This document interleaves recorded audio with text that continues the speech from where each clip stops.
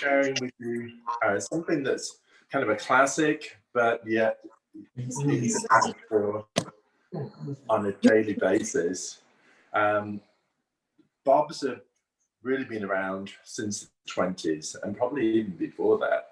And I think the different interpretations of a bob have transitioned all the way through the different decades that we've seen. And today's kind of bob is a hybrid, really, of the different levels of bobs that we've had. And I think the difference is when you see a haircut with a bob, it's either a square bob, it's a graduated bob, it's a layered bob, it's a textured bob.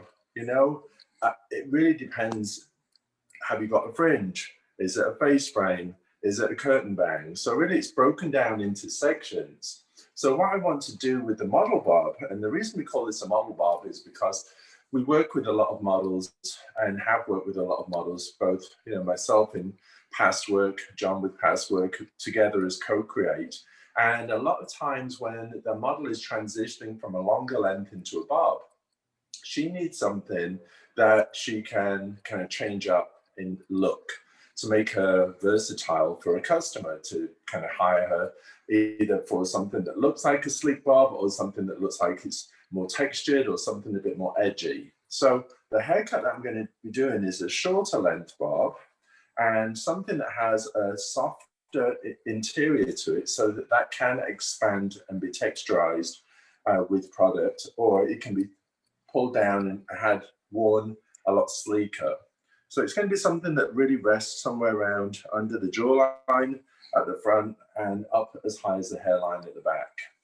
I'm going to break down the haircut, turning the model around. As you can see, beautiful, rich ref color that we've done on her hair. And I love with the colors to use the permanent colors. And then I love also doing like an overlay of the directs, which I think on the reds particularly really just kind of give a second dimension. Obviously for the clients as well, there's the ref masks that they can take home and use at home, which I think you can use really well over any of the richer colors just to keep that vibrancy going. We all know that reds tend to fade, but this time of the year is a great time to kind of change our clients out from maybe some of the blondes that we've been doing into some of the richer looking colors. So as you can see behind us, I've got an array of my red models that we've done as past haircuts.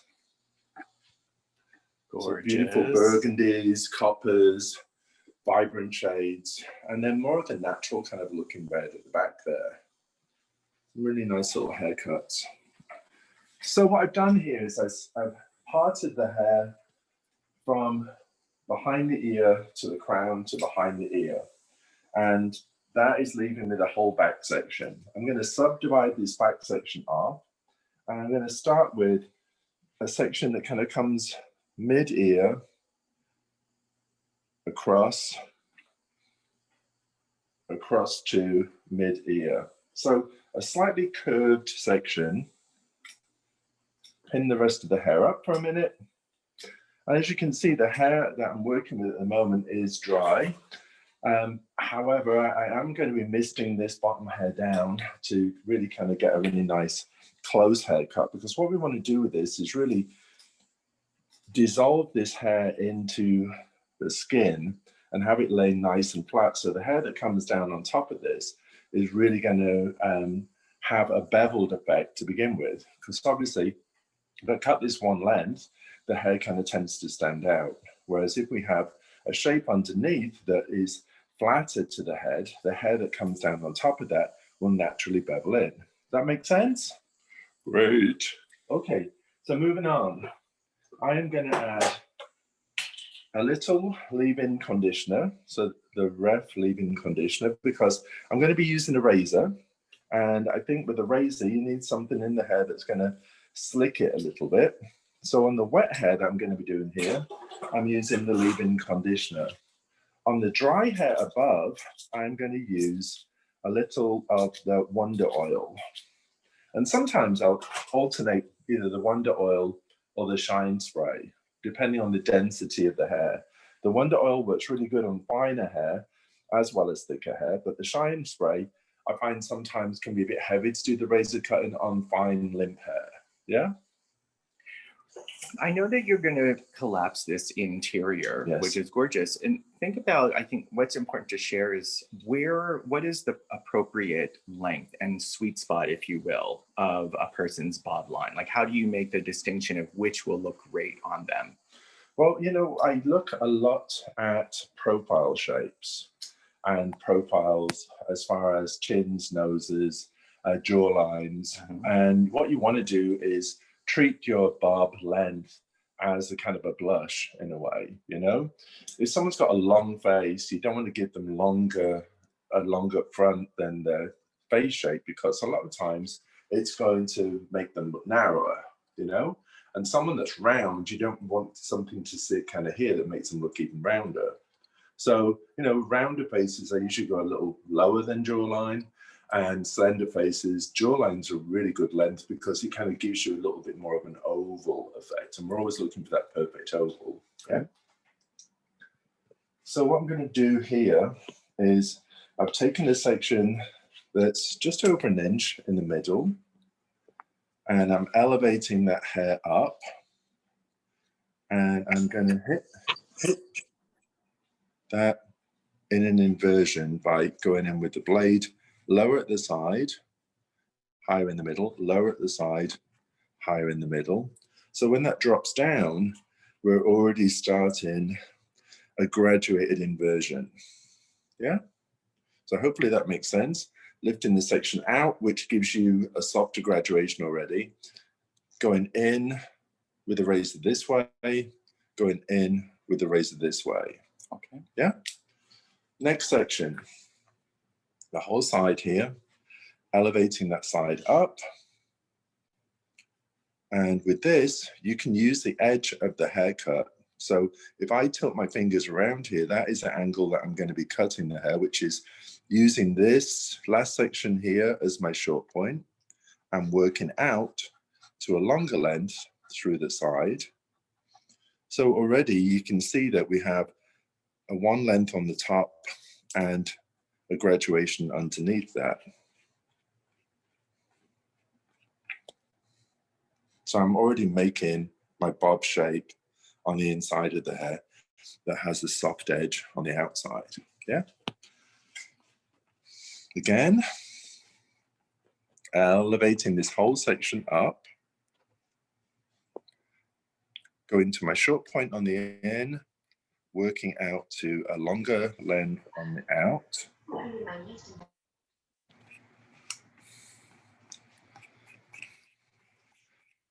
And if I can pick this section up on the inside here, we've already got an inversion.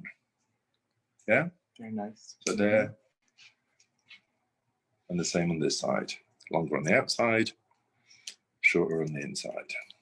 And really, the main thing is decided from your first interior section. Yeah, you've got to be kind of like, you've got to be brave with this and jump in. You know, it's like, if you have a mannequin to try this on before you do it on a human being, great, because it just takes the confidence of knowing you've done it, you know, to kind of go through this. So now I've got my shape there. I'm going to mist again just to make sure that the hair's nice and damp.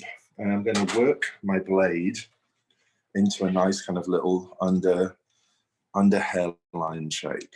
And when I say that, you know, I've already got my interior shape to go by here.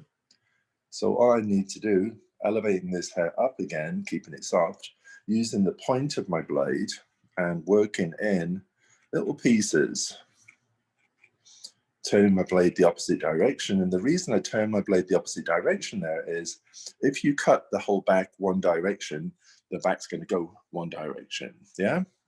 So as I'm going in here, I'm piecing out towards the front and I'm piecing out towards the front. Gradually, what you get with that is a much, much softer perimeter shape. If anything kind of like looks a little longer here, what you can do between your finger and thumb, take that and just go through and visually piece that out so it's nice and soft. Working on the longer length here, You go through, piece out the perimeter, piece out the perimeter, let that fall, visually go back and take off these little pieces that just look a little longer. And the reason I'm piecing through this with my blade is whenever you take bulk away from the edge of a haircut, the haircut will fold in. It will actually collapse in. And that's what we want in this perimeter to do. We want in the perimeter to actually collapse in into a nice, neat little head shape or a neck shape, so that when the bob comes down on top of it, it has something to sit on. I think that what you're doing as well is you're really customizing it for her head shape. You know, I mean, if a person is a little weak with density there, of course, it would be a different shape. You know, it wouldn't be necessary, but this, even from a profile, is already gorgeous on, I think this is Erica, right? Yeah. Well, definitely we are personalizing it. And also, it also gives us a chance. I always say that if someone hasn't got a perfect hairline, hasn't been given a perfect hairline by the good Lord up there, then, you know, let's give it a second shot and see what we can do, you know, just to make that hairline work for them and work for the haircut. You know, the whole point of giving someone a really good, strong haircut is wanting them to be able to do that easily themselves and setting them up for success, not for failure. So, you know, the hairline is always a difficult part, and especially if anything resembles a graduation, the one thing that I find clients really find very difficult is that solid graduation line and then graduation underneath, and it's blending those two together because they can't reach the back of the hair as easy as we can. You know, we're there in front of it, they're having to reach around and do it. So giving something that has support to the haircut to begin with is really important. Now, if a person chose that they did not want to do a blade, knowing that it would have to be approached a little different, would you go in with scissor? Would you do a texture scissor? I would do a texturizing scissor. And the reason for that is when you are really kind of customizing something, you want to also be careful of not kind of taking too much away to begin with. The texturizers, if I share them with you, hold on. Texturizers, when you look at it this way, it's a comb and a blade. So texturizers are the closest thing that come to a razor, just being one blade, you know? And basically, if I was doing this with the texturizers, I would do everything that I'd done prior, you know, pulling the hair up, texturizing. But even this, at this point here, if I'm using a razor, a lot of times I would go in with a pair of texturizers, even if I'm using the razor at this point, because the hair now is showing me which direction it's moving in.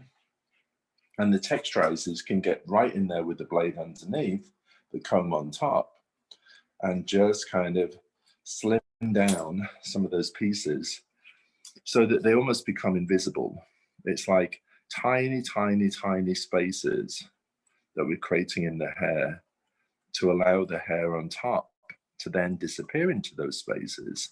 And again, create a more beveled feeling to your haircut. So even though that has taken a little bit of time, the time you put into this is well worth it, because the next stage is we can bring the hair down on top of that in sections and use this as an outline shape and let it sit on top. Yeah. Fabulous. So what I'm going to do, I'm going to start going a little higher here and bring in some of the pieces. And if you notice before, I missed that section there completely, because that's going to be part of what we want to keep a bit heavier, because the hair that's missing here always makes his hair a little finer. So I really just went from hairline, what was actual hairline, versus hair that isn't in the hairline, i.e. behind the ear, over the ear, in front of the ear. So we're already up to the occipital So, you know, even though that seemed like it took some time at the beginning, we're now able to kind of come through and work in the haircut. Using the haircut we have underneath, I'm going to put a little shine spray on this. So lifting the hair up, adding a little shine spray.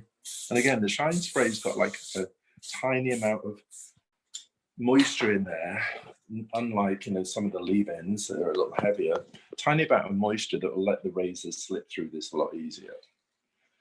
So I just want to be able to see what's going on underneath. I'm going to take my inch section again through mid-back here, elevating out just slightly, and I'm going to work the blade on the surface of the hair, just slimming down the surface. And then as I get towards the ends, I'm then going to go in a bit heavier. So we're still continuing that graduated feel. You see that? We've got a little shorter going into a little softer. So that softer edge is going to blend into the hairline underneath. Yeah? Working to my next section. And again, I'm only taking what I can hold between my fingers. I'm going to hold the hair out at the same level we did the previous piece. And you can kind of catch that between your fingers and gauge that. Work the blade on the surface and gradually work the blade down a little. So leaving those pieces a little longer and just starting to shade into the graduated effect underneath. Yeah. This last piece, I'm really not going to angle out too much because, again, this is a piece that's missing behind the ear. So I'm swinging this back a little bit. So we're keeping this a little longer. And I'm just working on the perimeter shape of this. So we're not putting any graduation on that. So first section and section 2 on either side of the first section, definite heavier graduation. And then that section behind the ear, just really cutting the baseline. And at this point, you know, this is the time to look at your shape and be like, is it, you know, dead straight? Do I need to go in and work anything? If I need to go and work anything, I usually place my finger underneath like this and line up the blade on top and just kind of go through and continue cutting that shape until it falls really perfectly. Yeah, beautiful. And you can see how nice and straight that line is. So anyone that says you can't cut straight lines with a razor, you know, there we go. It's a nice, soft, straight line. So next piece, which is the second section either side of the middle, elevating the hair out a little, and you can see where my short point is from the last, angling the blade, working the top section first. So I'm not cutting through straight away. I'm allowing the blade to softly go through this so that we have a shorter beginning point on the inside of the hair, and then those soft pieces working into the bob shape. Last section behind the ear, angling the hair back. So I'm not elevating the hair out here, but we are pulling this section out, lining the blade up and working through.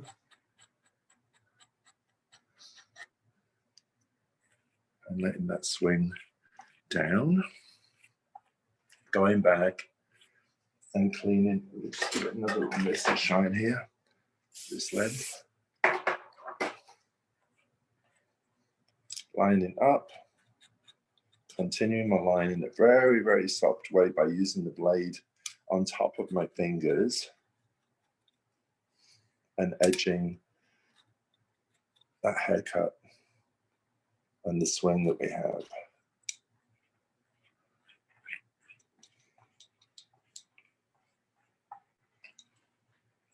Now, I want to show you something that, you know, this happens sometimes. I don't know why, I'm always shyer on this side. I think it's because when you angle this way, you know, being right-handed, I'm kind of going this way. When I'm going this way, I'm going to the left side. This is something that I find is my weakness. And I know this is, but I give myself the memory jogger every time I do the haircut. Now, I've got a habit of leaving behind the left ear a little heavier. And the heaviness is because it angles down a little longer. Can you see kind of what I've done there? Like this is here and this angles down here. So I overcompensated by pulling back a bit too far. Knowing that I do that, when I get to this stage, I always double check myself.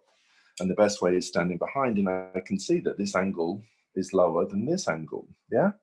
Knowing that I do that every single time I do any kind of bob that is higher in the back length, lower in the back length, I always come back and give myself a check over with this, because I know that that is a weak point.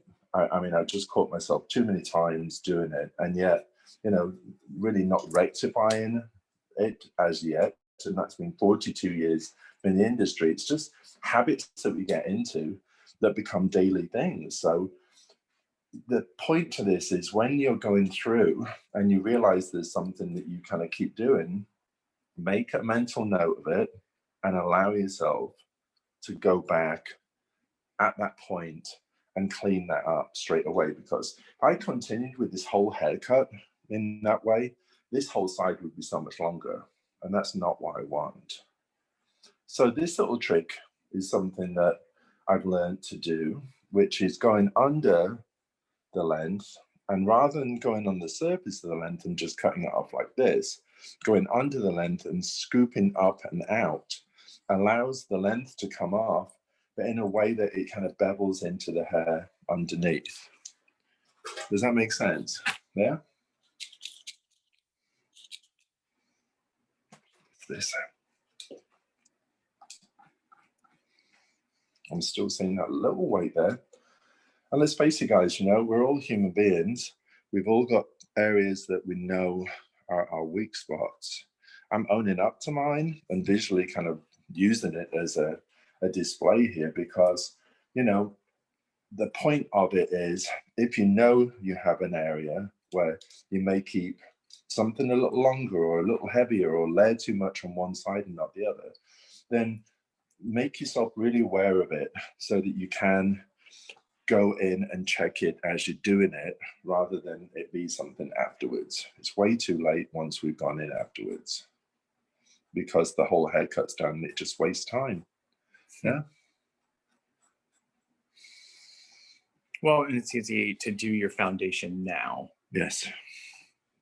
Well, the rest of the haircut is going to continue from this point. So if this is off, this is not, you know, it's not a good start. So, you know, just know that each of us has something somewhere. Don't be ashamed of it. We're human beings, but just know where it is and use it as a kind of a beacon for yourself to kind of go in there and check it before you carry on. Okay, so I hope that helps a little bit, because, you know, it's definitely something that I, over the years, have kind of definitely fought with myself over. And, you know, we're both educators, so, you know, it's like we're teaching this as well as owning what you know, what our strengths are, what our weaknesses are. Really Good. beautiful shape. If we can turn her just a bit to the side more. Yeah, great. More profile. So we have a nice angle to it. We have a nice little bevel back there too, that's created by the elevation. Nice softness. Yeah. So I'm going to do the rest of the back now, just in two sections. You want the sections that you do to be really to be able to see the hair underneath. Whereas if you have it too thick, you can't see that. And this will continue with the back perimeter. So I'm just trying to... No, I mean, it's a little, I keep being tiny. Hello. Who is that?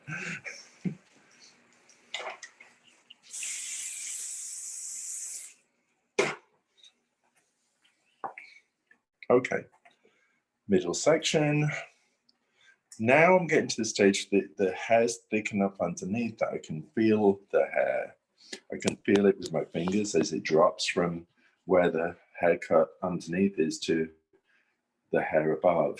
Yeah. So I'm just going to, again, keep it elevated slightly, work on that surface, and just softly bevel the hair underneath. And when I say that, I'm just not chopping into it and taking a big chunk out. And if you look at the hair here, we have a bevel on this. It's actually a beveled haircut rather than being just a straight chop. Yeah. Do you find it just with like the slight moisture from the shine spray? Yes. Or do you find it that it just allows you to create more of a graphic shape even? Yes, I do. I find that, you know, sometimes when you're dealing with wet hair, and it's not that I don't do any haircuts wet, I do. I kind of probably do about 50-50, but I do find that, you know, having the hair blow dried out allows you to then see the balance of the haircut without any kinks or curls or waves kind of getting in the way and pushing the hair in a different direction. And in the state that they really want to wear it. Yes, yeah, this is going to be the finished state. So, okay. So holding the head down, lining my fingers up to where we have prior.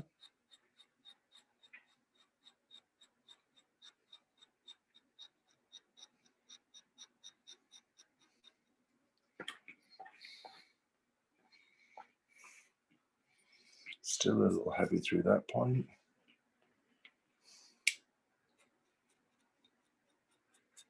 And go through and clean the edge up here.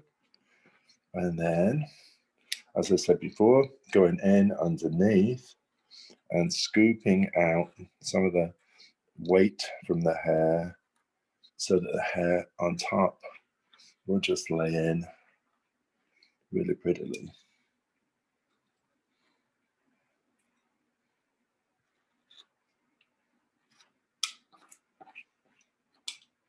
I think what's great about how you're designing the hairline is that even for if it's going to be more of a square shaped bob or, you know, even a lob, this allows you to balance and redirect what is their baseline, you know, because that center protrusion from the crown over occipital, I mean, usually, I mean, on a high percentage carries so much density. Yes.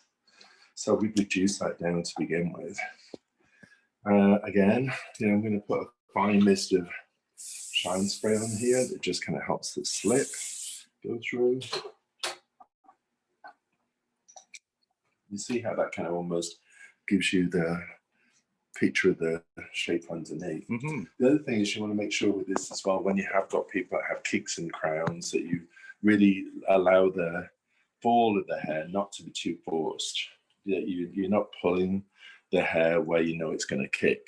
So as you're holding this last section, which is where the crown usually is, you know, you want to really have just a softer hold of the hair and it not be too dense, it not be too tight. Not too much tension. Not too much tension, yeah. And with this, I'll show you a little kind of tricks. We've already got the outline of the bob going now. So if I now kind of feel that hair underneath between my fingers, you see how it's just falling out. If I now kind of go in with this section and piece this section out, and you see how I'm not going any further than the middle on this side, yeah? So already we've got a thickness and we've got a finer section. And continue kind of fining that hair out. What that's then doing is allowing the thickness of the inside of the hair to remain and softening the edge into the bevel we've already created, yeah? So it has a soft drop into the hair, almost like creates a curve rather than a blunt. So I'm going to do the same thing on this side, feeling where the hair length is between my fingers, working the blade in, and what I'm doing, I'm pointing in almost like if you were putting your hand kind of between vertical blinds, yeah? And then move in the blind to the left or move in the blind to the right. So have that as a visual. You're going in as if your hand goes between the vertical blinds, moving it to the right, moving it to the left. And that's what we're doing. We're moving the direction of the hair from the middle into the direction the haircut's going. This side to the right, this side to the left. So you're releasing the open spaces at the same time as establishing your length. Yep. Okay. We're using the underneath hair that we previously cut as our length. And then the hair that we're now kind of working with is blending into that length in the haircut. Because the haircut we have underneath is heavy enough, but we want this to sit in a place that is going to blend with the hair underneath, but just not make that underneath length any heavier than it is. So by piecing these top pieces into it, we're kind of creating a texture on that top surface of hair that allows the hair to have a bit more movement and swing. So basically it's a piece of construction. The underneath construction is soft and is taken in closer. The hair in the middle creates the weight of the outline, and then the hair on top of that softens the weight. So we get this nice, soft flow. Yeah, Yeah? beautiful shape. And I think that's one of the benefits of using the razor is you're able to kind of sculpt. It really is about sculpting the haircut versus just cutting the haircut.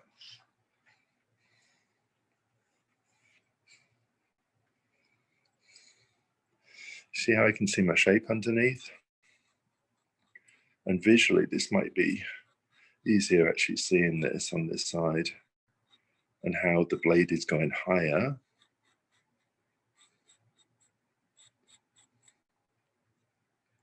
Yeah. So you're still following your Shape.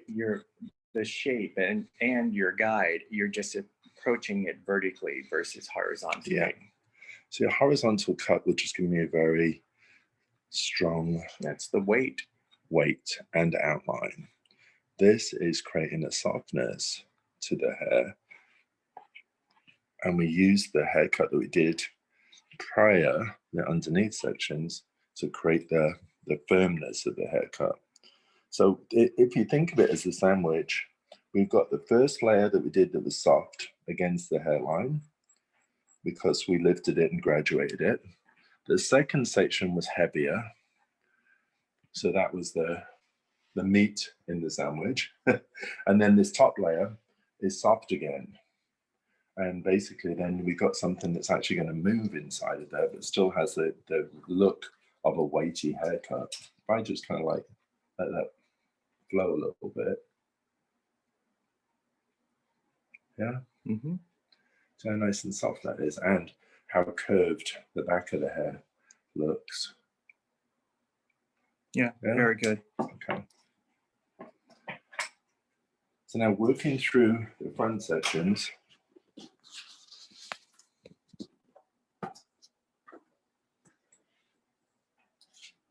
want to always take an angle of what the haircut angle is going to be. So I'm taking away this section that's, really, I call that my bridge, because this is part of the bridge between one side of the haircut and the other.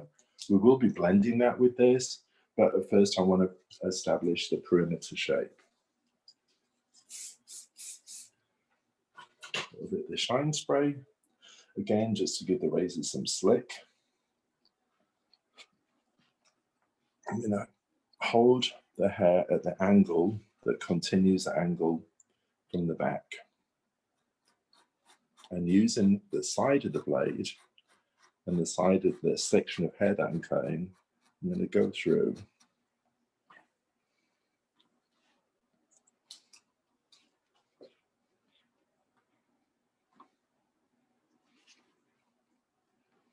And then immediately at this point, go in and soften the outline by taking a piece, leaving a piece, taking a piece, leaving a piece. And the tip of your blade is Yes. pointed which way? Tip of my blade is pointed in the direction we want the hair to go, which Okay. is forwards. If I pointed the blade back, it would take pieces away that push the hair back. So we know that, you know, where the blade goes in is going to create short, and where it comes out is going to leave the hair long. So short hair pushes long hair. So the short hair on the inside is going to push the long hair on the perimeter and push it in that direction. And that's something you can use not just on barbers, you can do it in reverse on a layered haircut to push the hair backwards, Mm-hmm. you know? Yeah, that's always a great tip that you share for sure. And just continue with this as a visual until you have that edge as soft as you want the edge. You know, again, you could leave this very heavy and very classic, but I think what is happening a lot with our bobs now is people are wanting to, when they blow dry it, wanting to get a little shake with it, a little softness. And also if they're going to use an iron, they want to get that beachy kind of wave. And that's difficult on one length to get because there's no movement in the hair. There's no movement in the haircut. There's no release of weight. So that, I think that's really falling beautifully, just very soft. And it's one of those things that I can't say you need to swipe the razor through the hair 20 times because each head of hair is different. But I will say, just be aware of the density. You know, if the finer the hair, obviously the less you probably want to take out, and the thicker the hair, the more you can take out. But we have a really nice flow there and soft. Yeah. Yeah. Very beautiful. Mm-hmm. I'm going to drop this next section down now and allow that to fall. And again, this could be one of those choices that you choose to leave this, the one length, and you just go in and you would cut the edge one length and allow the hair that you cut underneath it to have the movement. Now that's best if someone wants a really sleek kind of bob with a bevel underneath. But if this person is wanting that texture and wanting that movement in there, we will be going back through this section and the section that mirrors it on the opposite side and putting a little curve through here, which will allow the hair to open up and have a softness as it falls into the face. But for the minute, I'm just going to keep that one length. I always like to check this back. So if the hair falls back a little bit, any of the pieces that fall a bit longer are already in line. So, but you can see that kind of like gives that front a lot of weight now, just that little section that we did. Mm-hmm. Yeah, but you still got that softer feel on the inside of it. Yeah. And I think a lot of times the front corner of it Goes missing. It goes missing or it's left so heavy. Yes, almost that, like a dog ear. Well, and that's, I never understood that, but yes, people reference it as a dog ear. Well, you never understood why. Why people call it dog ear. It Yeah. just, I think I have dog ears. I'm like, well, okay. I don't know what your doggy looks like, Yeah. but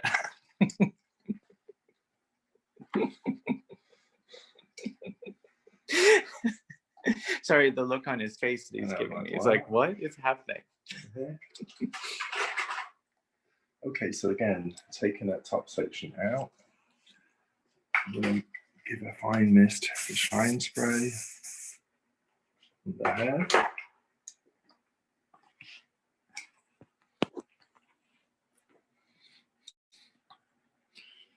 Break this down a little bit so I'm not holding too much hair at one time, angling forward. And again, using the outside edge of the hair so I can really, just like a pen, I was going to say, again, to imagine a piece of paper and you're going from the top right-hand corner to the bottom left-hand corner with a pen. That's what you're doing with the razor. You're working from that top right-hand corner of the page to the bottom left-hand corner of the page.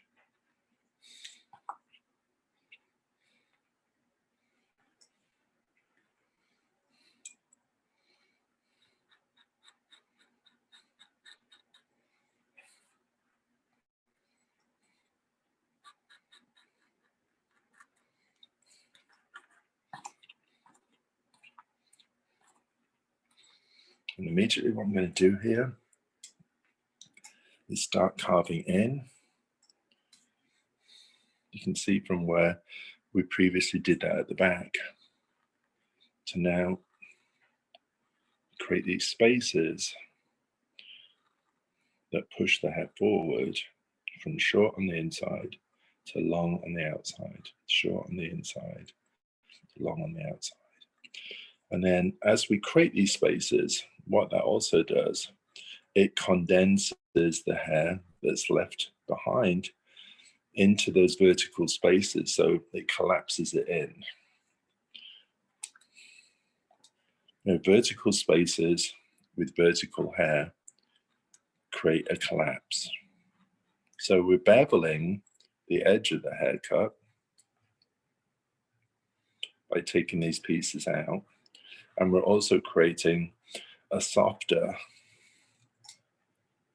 more movement in the hair, allowing the hair then to be a bit more versatile in its flow and in its styling. Well, the vertical softness against even the horizontal strength of the outside line, you know, I mean, you're getting the best of both worlds in design, you know, so, you know, I love that you're softening that edge versus just adding the weight. And it's a perfect connection to what you've done in the back. It continues the feeling of what we've got in the back, you know, it really does. You know, we've got a soft edge on the perimeter of the back, but with the weight on the inside. So all this is still weighty, and it has a soft edge now, which still has that hard line of your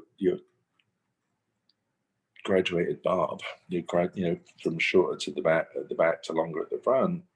We've got an inversion going there, but this kind of softens everything up. See how that hair still wants to pull backwards? I'm going to keep going in there until I see that it doesn't anymore. So taken away, and just letting that sink in. There you go. Next section down. There may not be a whole lot to cut here because I think we had a face frame on her before. So what I'm going to do here is start back here.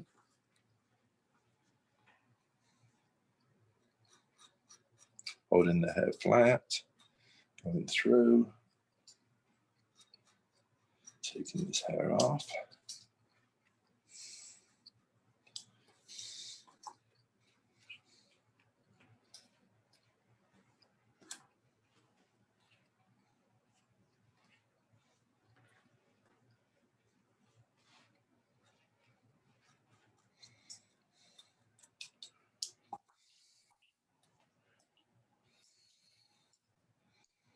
There we go.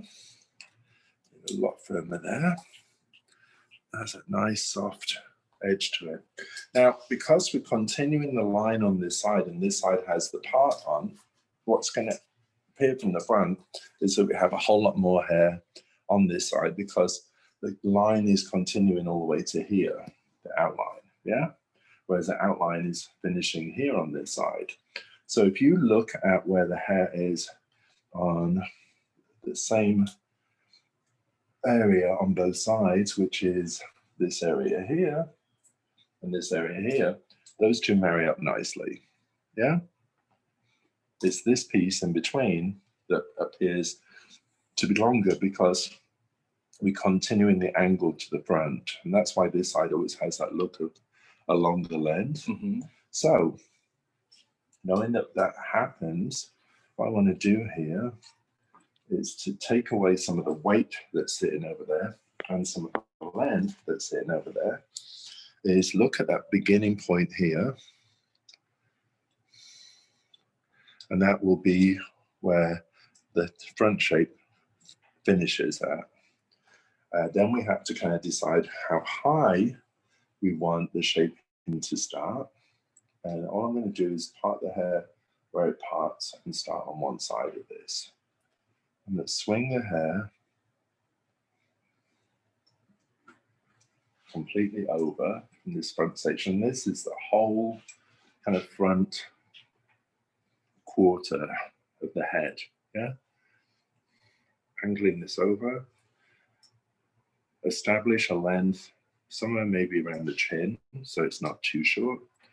And at this point, then work the blade through, swiping up, swiping down, swiping up, swiping down, swiping up, swiping down, while still keeping the hair all directed over on this side.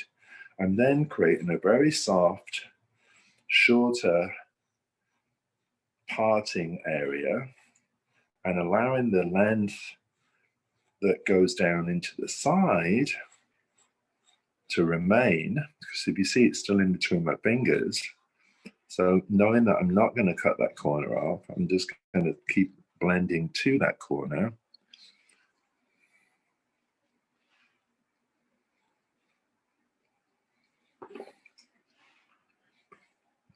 What we then created on this side is a nice flow from one side to the other. Yeah, just soften that edge into the bottom. Yeah, and then on this side we want to do a similar thing, but obviously there's not as much hair as there was on this side, so this is a lot shallower. You want to make sure that you don't take away too far back, otherwise your corner disappears on this side. And hold the hair out. Find the beginning point that I had before, which is around chin length. Work this down, and you can see it's a very small amount that I've got between my fingers here, because again, this is a very shallow side to the part, and just blend that in.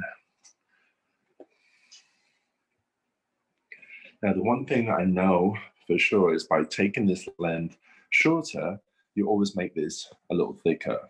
And, you know, when this hair pushes back, you really want this hair to blend into the hair behind and disappear. So what I'm going to show you is a way of, very similar to what we've been doing at the perimeter of the hair, keeping your actual bob corner out at the front of the hair here.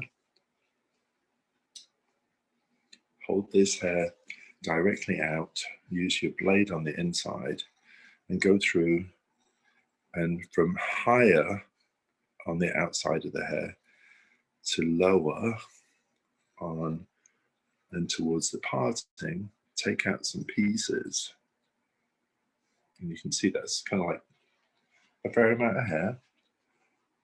And swing the hair over, and again go through and take out from the outside edge that's going to fall into the hair a few more pieces until this starts looking kind of separated and piecey. So when this falls over the hair, it literally melts in. Yeah, fabulous. Yeah. Mm-hmm.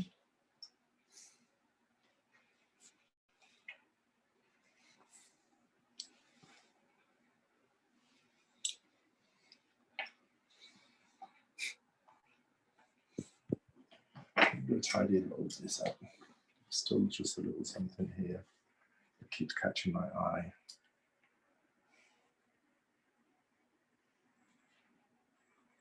And again, it's this fine tuning with natural movement, with hair growth, with density of hair that makes the difference of it being something basic and compared to something that's actually designed for someone. Yeah. So going through and carving out some of those pieces there, so that even when this hair falls back, it will swing that hair kind of forward again. Well, let me shake this a minute. This is a point when I would get my client to kind of give the hair a good shake. Just bend forward and kind of give it a good shake and just see what kind of texture we're getting in there. There you go.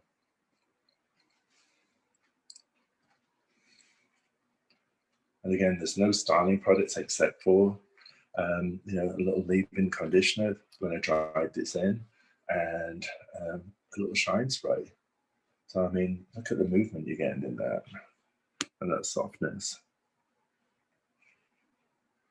Yeah. I do think this part here now could do with a bit more softening like that, because I love the way that's kind of moving there. But again, it's just one of those finishing pieces that you would fine tune the haircut. And it's important to kind of get the client just to give it a little bit of a shake, just to see what's going to happen when her hair falls naturally, you know?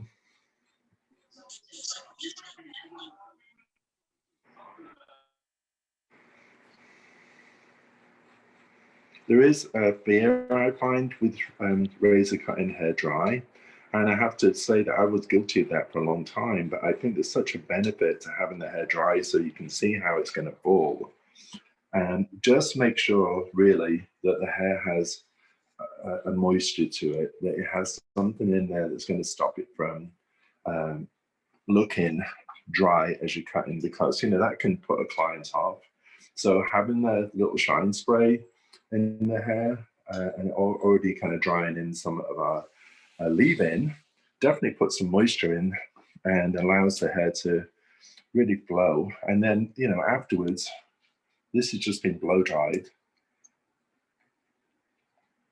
You can either run a flat iron through if you want to. You could put the curling iron in there and give the hair a bit more of either curl, movement, flatness. But I do think that really has a beautiful kind of finish to it. So soft, and it moves. Well, and I also like though in the coloration. I mean, I think you're seeing the highs and lows and all of the details. That looks really beautiful.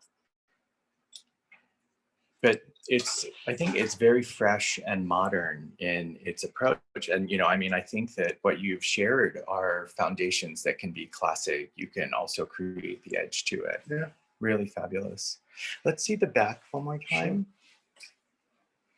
Because I think what's really great, and even from a profile, the collapsing that you've done, the tailoring, to make it a model bob to the person. Yeah, it's just very soft. And again, the principle of it is having a soft perimeter, then something a little firmer and harder in the middle, and then soft on top of that, sort of sandwiching in the weight of the bob, but having softness above, having softness underneath. So the appearance is that it's more weightless. The same thing as we've gone through the perimeter here. You can see that I haven't taken so much away that you've lost the bob, but it does have that separation to it, and it flows and has this nice, almost flicky kind of feeling, but still that lovely roundness that you want with a graduated bob, or so it's a model bob for sure. Well, you mentioned that versatility again. I think that she will always, or they will always, get all of it that they need. Yeah. Smooth texture, or if they need to add a hot tool for style. Yeah.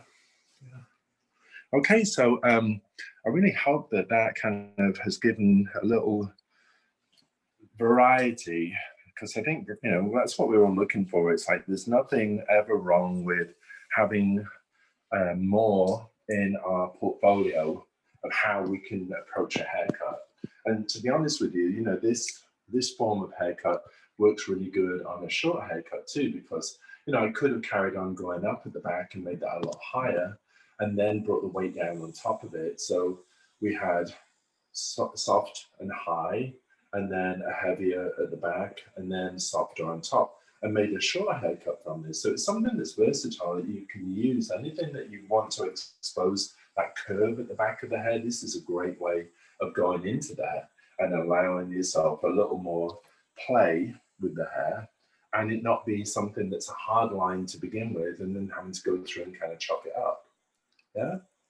It's also amazing kind of like on curly hair. So I mean, if you were going to go through this and curl it, natural curl it would work great with, but if you're going to go through and curl it, what I would say is, and if we come over for a second on our irons, we have kind of different dimensions. I love this conical one because it's wider to narrower, and the conical one will give you a wider curl at the top and a smaller curl underneath. And you can even reverse it, so you're wide to narrow and then you're narrow to wide. So each section could be you know, a different curl, but from the same iron.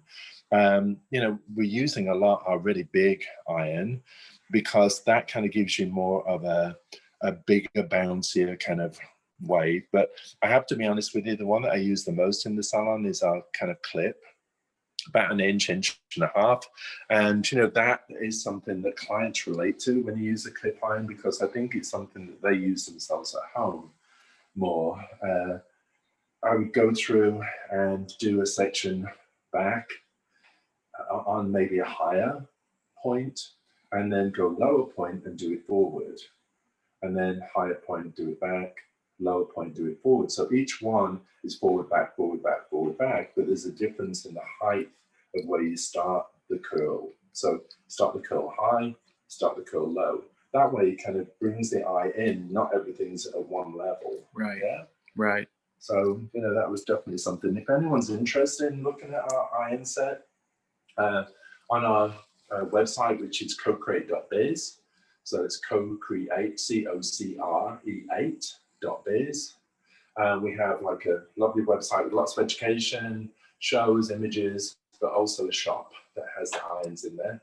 And the irons are only $100, which is 6 irons with the 1 electric lead. I don't think there's anything on the market that actually goes as reasonable as that, and the quality is so high. We did it for the industry. It's part of our passion. It's our baby. So if anyone's interested, please look them up. They're a great set, and it all comes in this tiny little bag. So everything's folded. You know, you can fold it up. You can travel with it. You can use it when you're on location or at a wedding, and there's lots of versatility there. Again, the module barb. Hopefully, you really kind of spark some different ideas. You're going to go back and try some of these ideas in the salon. I do find the razor cutting very fast. Once you get into it, you know, if I was doing this at regular speed, I would probably go through half the time I would for the scissor cutting. It's just the way it is. But I like that because I can use the rest of the time then for really finishing the hair and making the client feel special, or showing them how to style their hair. So it allows you that. If you're not into the razor so much, I mean, you can get very, very similar effects using the scissors. You know, pick up the texturizers. They have become my best friend, you know, for going in afterwards once you finish the hair. But I do love the razor, I have to say. So if you haven't tried it, get yourself a good feather blade and go for it. I think you'll really enjoy it. Very good. Okay, so it's been a pleasure. I think we're back in March. That's You right. are. You're back March 1st Yeah. for a versatile interiors class. Yeah. So we'll be working on interiors and primarily looking at some of the problems that people find with shorter haircuts. I do find that a lot of people kind of are a little scared of shorter haircuts. We haven't seen so many of them, but there are definitely clients that still want them. So I think it's a great way of marketing yourself that you're a short haircut specialist. So we'll be going through some great tips March 1st. But for now, I want to say thank you from me and from my handsome husband behind the camera there, John. Thank you. And it's been a pleasure. Always a pleasure. Thank you. Thank you both so much. Yeah, fantastic job. We appreciate you guys taking time out and spending the morning with us. And we will see you both again on the 1st. And for everybody else, we have a class coming up next week with our artistic team member, Nicole Coyle, and she's going to be doing the men's curly perm, which is a super hot trend. So hope we see you all back here then. Everybody have a great day.